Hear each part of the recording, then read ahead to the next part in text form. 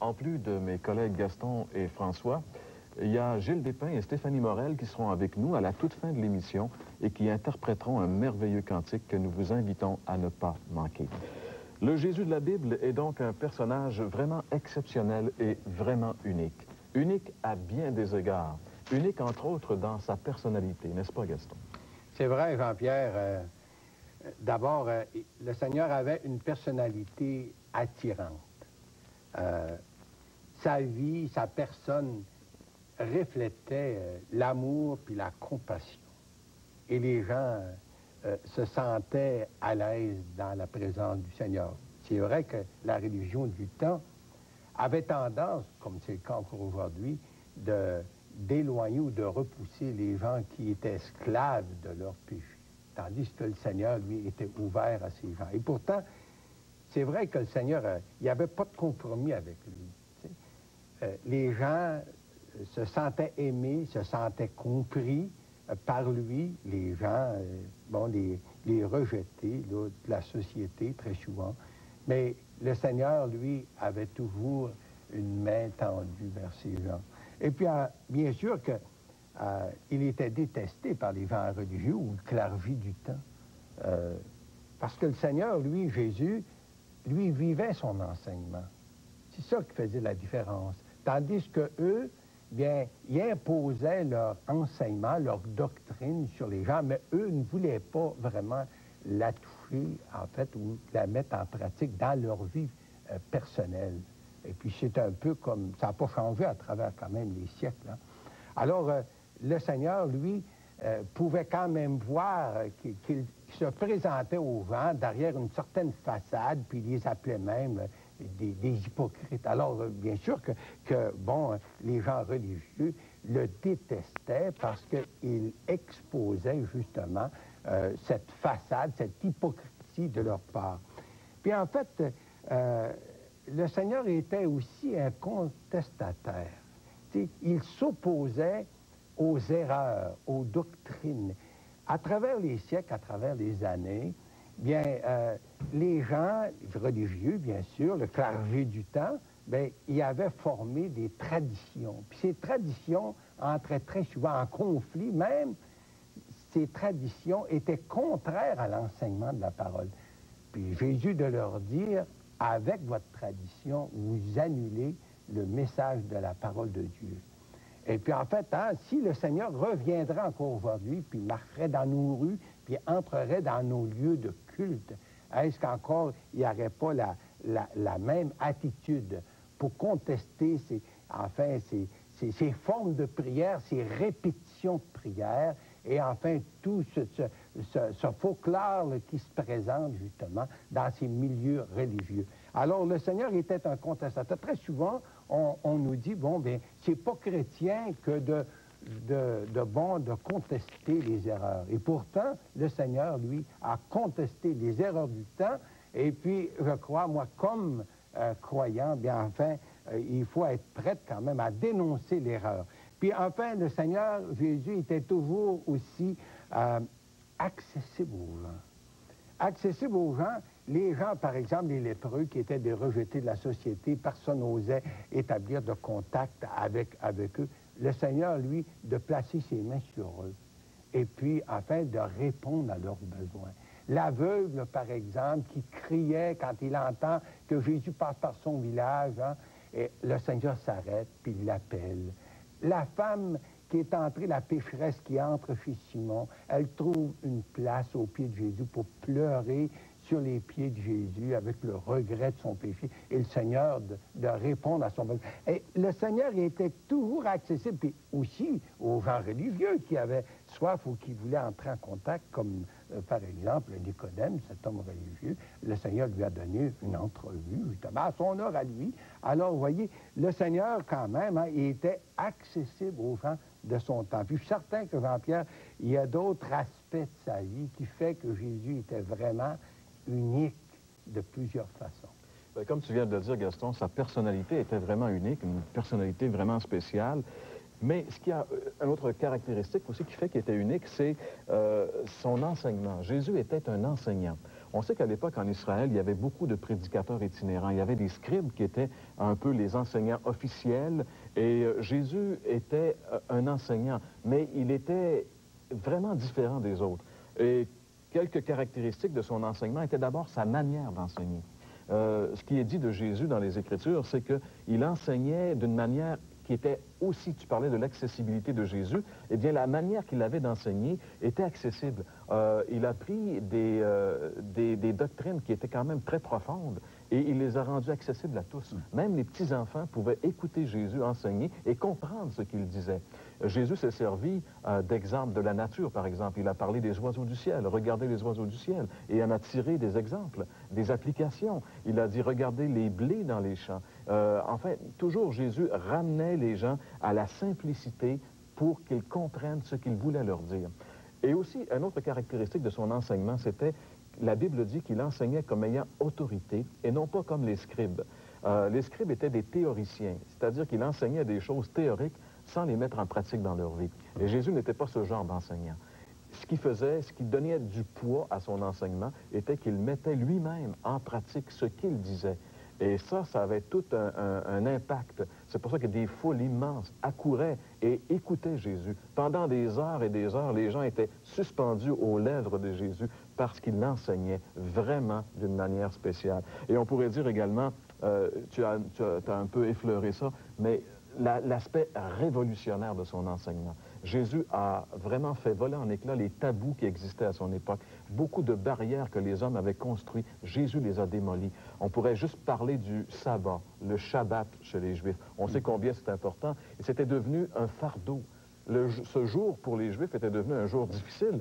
Et Jésus est arrivé le jour du sabbat, il a fait des miracles, il a fait du bien et il a révélé dans son enseignement que le sabbat avait été fait pour l'homme et non l'homme pour le sabbat.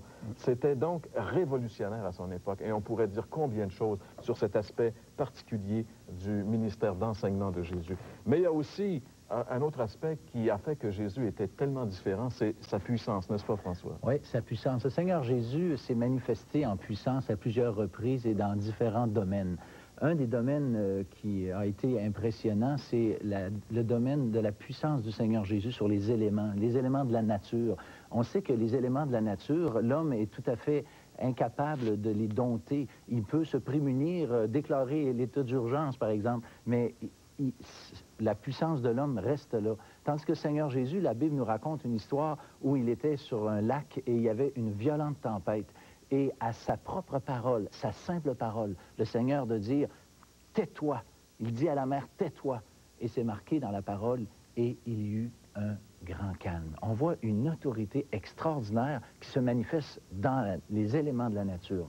On a aussi un domaine dans lequel le Seigneur Jésus s'est particulièrement illustré, c'est dans le domaine spirituel ou dans le domaine des esprits démoniaques.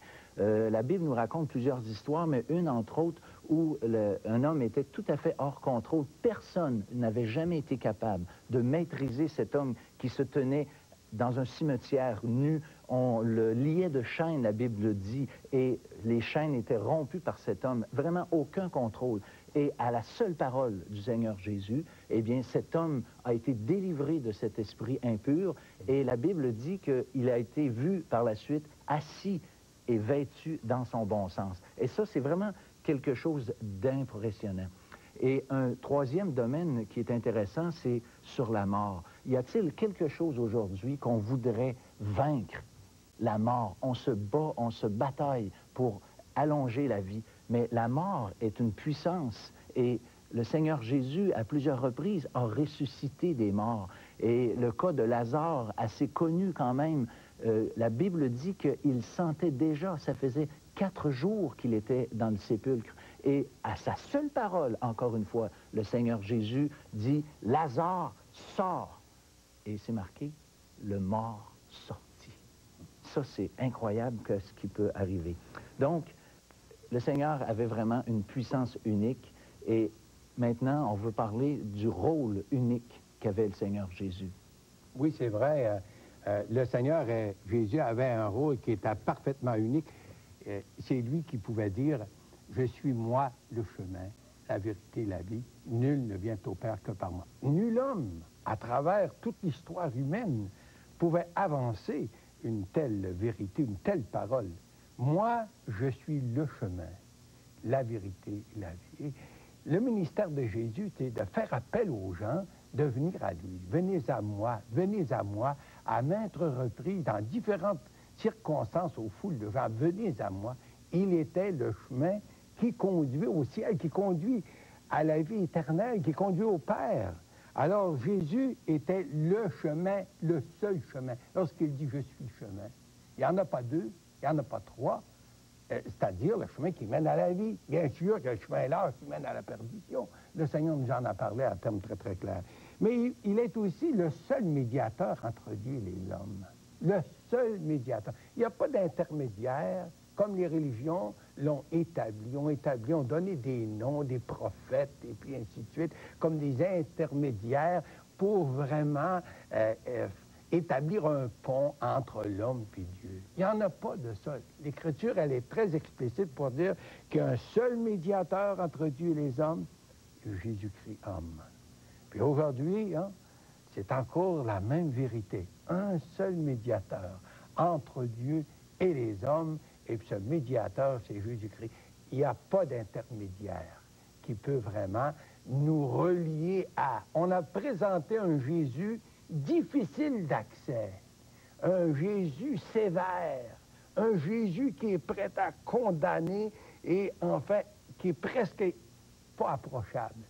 Mais pourtant, l'Écriture a un médiateur, c'est Jésus. Il est le seul sauveur aussi. C'est Pierre, l'apôtre Pierre, qui dit « Il n'y a sous le ciel aucun autre nom par lequel on peut être sauvé. » Il est le seul sauveur, celui qui peut pardonner, celui qui peut vraiment nous réconcilier avec le ciel, avec le Père. Il est aussi le juge suprême. Il pouvait vraiment dire, le Père m'a remis tout jugement. Bien sûr, quand il est venu sur la terre, il n'est pas venu comme juge, mais comme sauveur. Mais le jour vient, par exemple, c'est lui qui va être assis sur le trône blanc, qui va juger les peuples, les nations, même les démons. Donc le même Jésus. Le même Jésus, c'est lui qui, aujourd'hui, sauve. Bien, ce jour-là, le jour du jugement, il jugera justement tous les hommes, toute la création, en fait. Alors, il est le juge suprême. Et puis ensuite, bien sûr, on pourrait souligner qu'il est le chef de l'Église, la tête de l'Église.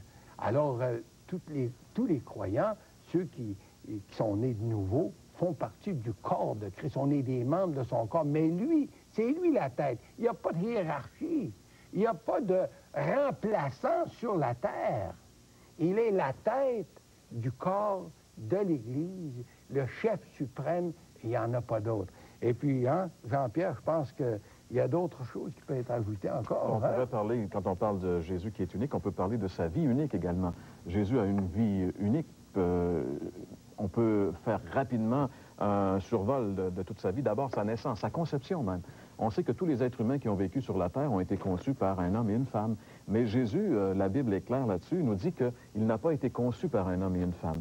C'est dans le sein d'une vierge en Israël que Dieu, le Saint-Esprit, est venu et a conçu le Fils de Dieu qui va naître de Marie. Alors, on peut dire que oui, Jésus, dans son humanité, a eu une mère humaine, mais son père était, dans un certain sens, Dieu. Alors, dans ce sens-là, il est un personnage unique parce qu'il était l'amalgame de la divinité et de l'humanité. Jésus est 100% homme et 100% Dieu. C'est un être unique dans sa conception et dans sa vie également. La Bible dit qu'il est le seul être humain qui n'a jamais commis un seul péché durant toute sa vie. Encore là, sa vie pratique de 33 années vécues sur la terre a été unique en ce qu'elle a été la seule vie sainte et pure qui a jamais été vécue sur la terre.